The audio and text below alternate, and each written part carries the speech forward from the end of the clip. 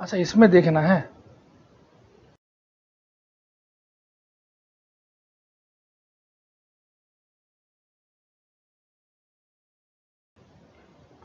Hello dear students, welcome to the Prayas KSG and I am doctor Vipin. हम लोग environment की कुछ फैक्चुअल क्वेश्चंस जो कि बहुत साल 1 to 2 questions you will see in the examination आते रहते हैं, और उसके रिलेटेड कुछ फैक्ट्स और एनवायरनमेंट से रिलेटेड जो करंट में अभी इंपॉर्टेंट न्यूज़ रहे within last year, from last year to till now, वो आप कवर करने वाले हैं। तो लेट्स स्टार्ट। बेसिकली हम लोग convention and protocols and important days, important revolution and their fathers, important movements related to the environment, ये सारी चीज़ें कवर करने वाले हैं। बट हम लोग पहले अपनी न्यूज़ को कवर करते हैं जिससे कि आपको एक रेलेवेंस मिले कि from last year to till now अभी किस तरह से चीज़ें कहाँ कहाँ पे क्या important all over the world, all over the globe environment से रिलेटेड क्या इंपॉर्टेंट हुआ है, जो कि हमें क्वेश्चंस में विच कैन बी आस्क्ड।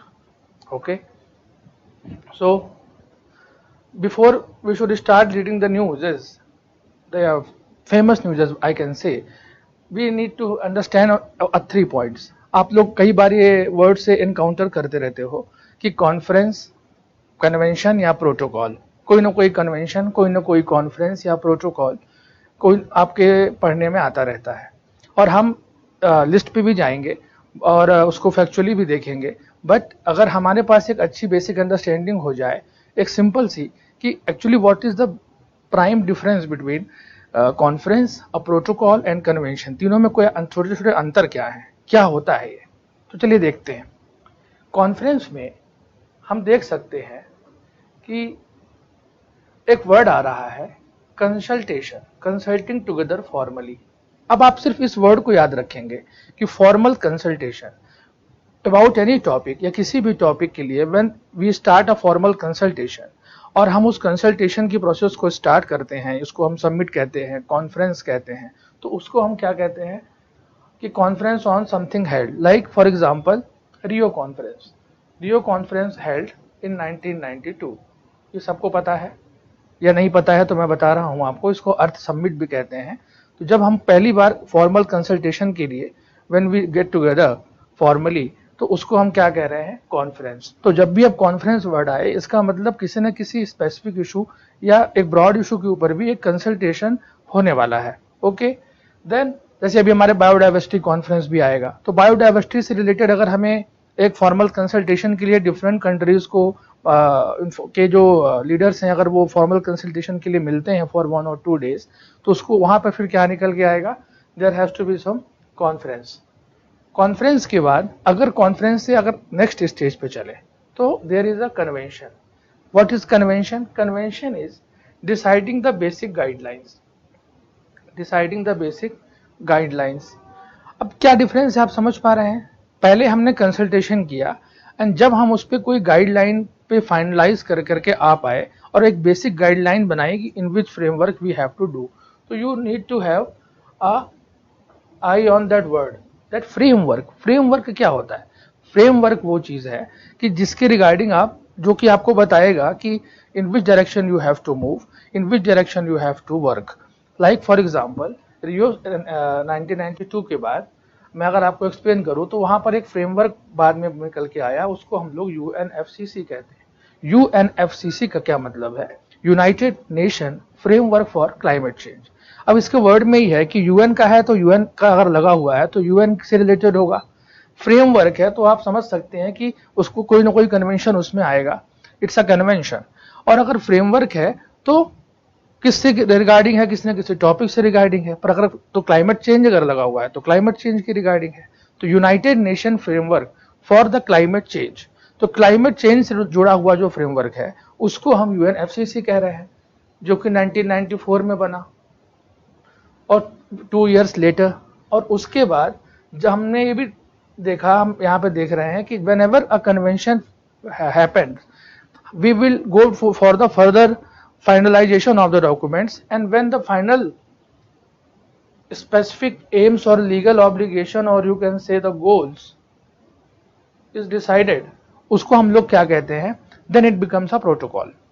तो प्रोटोकॉल कब कहलाता है? जब हम फाइनल डॉक्यूमेंट की तरफ जाते हैं और हम कुछ ना कुछ लीगली बाइंडिंग या नॉन लीगली बाइंडिंग भी हम कुछ स्पेसिफिक एम्स या टारगेट डिसाइड करते हैं और उसको अचीव करने के लिए कंटिन्यूअसली वर्क करते हैं। ओके, सो यहाँ पे हमने देखा कि कॉन्फ्रेंस से शुरुआत होगी और हम कॉन्वेंशन तक जाएंगे और कॉन्वेंशन से फिर हम कोई ना कोई प्रोटोकॉल पे जाएंगे। जैसे for example Kyoto protocol, Kyoto protocol तो ये आया 1997 में। तो ऐसे rote memorisation will not going to help. ऐसे बहुत सारे कन्वेंशन है, बहुत सारे फ्रेमवर्क हैं, हमारी माइंड की भी एक लिमिटेड कैपेसिटी है, हम कितना याद कर पाएंगे।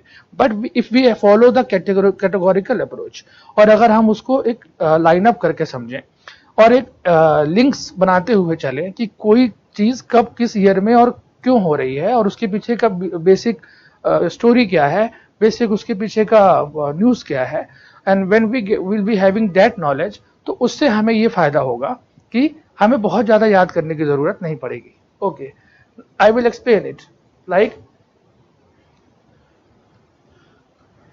I have said that first we have gone for the Rio conference.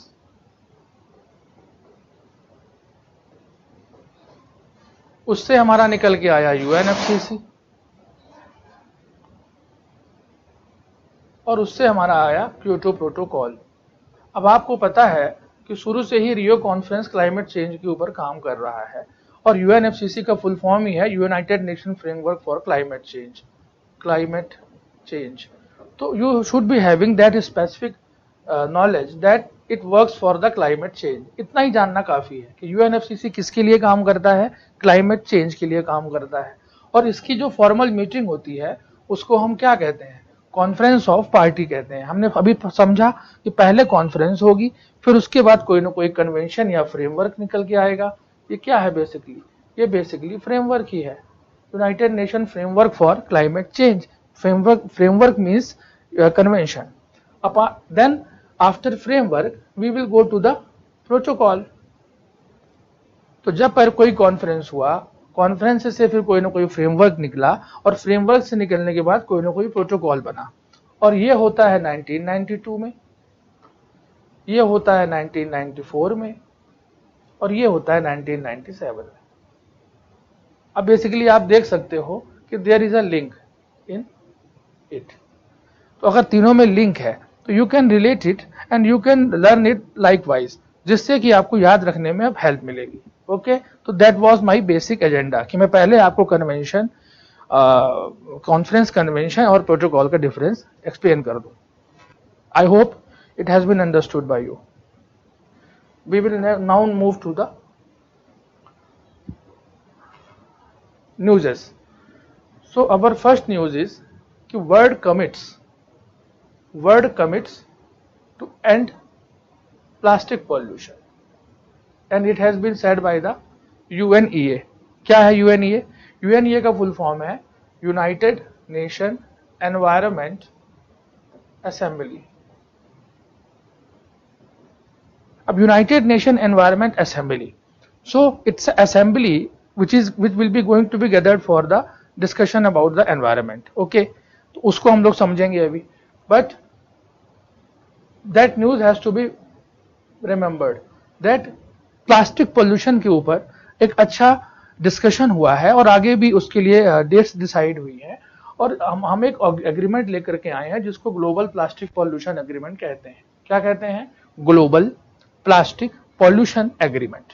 सीधी सी बात है, global means it involves all the countries of the international, it's an international act और international agreement. Apart from that it is related with the plastic pollution. तो इसमें basically आपको सिर्फ ये याद रखना है कि प्लास्टिक पॉल्यूशन, हमारे मोदी जी ने भी कई बार इस चीज को कंटिन्यूअसली रिवाइज किया है कि we should not use plastic and we should not use the polythene bags. आपको अक्सर ये बातें आती रहती होंगी। So you must have understanding that now we are moving for the to and towards the plastic pollution. तो ये कहाँ पे डिसाइड हुआ? ये डिसाइड हुआ नैरोबी 2 मार्च 2022 को। इससे हमको ये पता लगता है कि अब आप खोजेंगे नैरोबी ही क्यों, ये तो याद करने की चीज है। नो, जब आपको ये पता होगा कि UNEA जो कि 1975 में फॉर्म हुआ, उसका हेडक्वार्टर जो है वो है ही नैरोबी में है, वो है ही नैरोबी में। तो फिर आपको मालूम होगा कि जो भी उसके इम्पोर्टेंट एनवायरनमेंट असेंबली जब भी कोई ना कोई एक अपनी गैदरिंग करेगी तो वो कहाँ करेगी, नैरोबी में करेगी। तो नैरोबी में करेगी तो उससे हमें ये क्लियर होता है कि अगर कोई प्लेस पूछता है कि इस साल यूएनईए का जो समिट हुआ वो कहाँ हुआ और कब हुआ, तो वो ऑलरेडी ऑब्वियसली वो मार्च में 2 मार्च 2022 को हुआ और नैरोबी में हुआ। कहाँ हुआ, नैरोबी। या नैरोबी कहाँ है, कीनिया में है, तो कीनिया की कैपिटल है। तो कीनिया में अगर नैरोबी में अगर यूएनईपी का हेडक्वार्टर प्रेजेंट है तो वहीं पर समिट भी होगी। उस पे हमारे, क्योंकि हर साल के कोई ना कोई इंटरनेशनल अलग अलग कंट्रीज के एनवायरनमेंट मिनिस्टर को प्रेसिडेंटशिप दी जाती है, तो हमारे लिए एनवायरनमेंट पर्सनैलिटीज भी इंपॉर्टेंट है। और ग्लोबल पर्सनैलिटीज आपने देखा होगा from last 2 to 3 years every year one question is coming from the global personalities.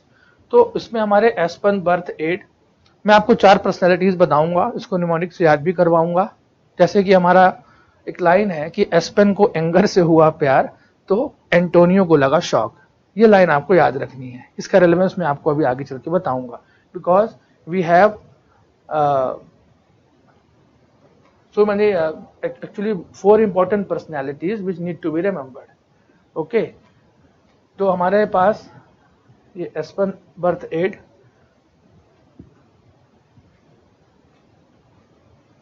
let me rub it.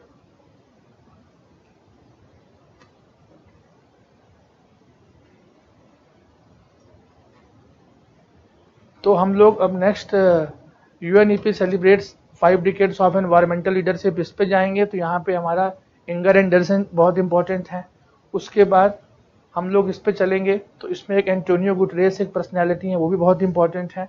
और सामेह शौकरी, ये भी एक बहुत इंपॉर्टेंट है। तो ये 4 पर्सनैलिटीज के थ्रू हम लोग समझेंगे कि ग्लोबल पर्सनैलिटीज कौन सी इंपॉर्टेंट है और क्यों है वो। अब जैसे कॉप 27 हुआ, मैं आपको समझा चुका हूं कि कॉप 27 का मतलब यही है कि जब कॉन्फ्रेंस होता है, कॉन्फ्रेंस हमने बता दिया, कॉन्फ्रेंस ऑफ पार्टीज मतलब फॉर्मल कंसल्टेशन होने वाला है। तो हर साल हम क्लाइमेट चेंज पे एक फॉर्मल कंसल्टेशन के लिए गदर होते हैं, उसको हम लोग कहते हैं कॉन्फ्रेंस ऑफ पार्टीज। और ये 1995 से चल रहा है। तो इस साल कौन सा आया, इस साल 25th रहा, इस साल 27th रहा, सॉरी, तो 27th रहा। दैट मीन्स कि सामेह शौकरी जो फॉरेन मिनिस्टर ऑफ इजिप्ट हैं वो इसके प्रेसिडेंट थे। दैट मीन्स ये कहाँ हुआ होगा, इजिप्ट में हुआ है। ये कहाँ हुआ, इजिप्ट। ओके, और इसमें क्या खास रहा, इस पे ये खास रहा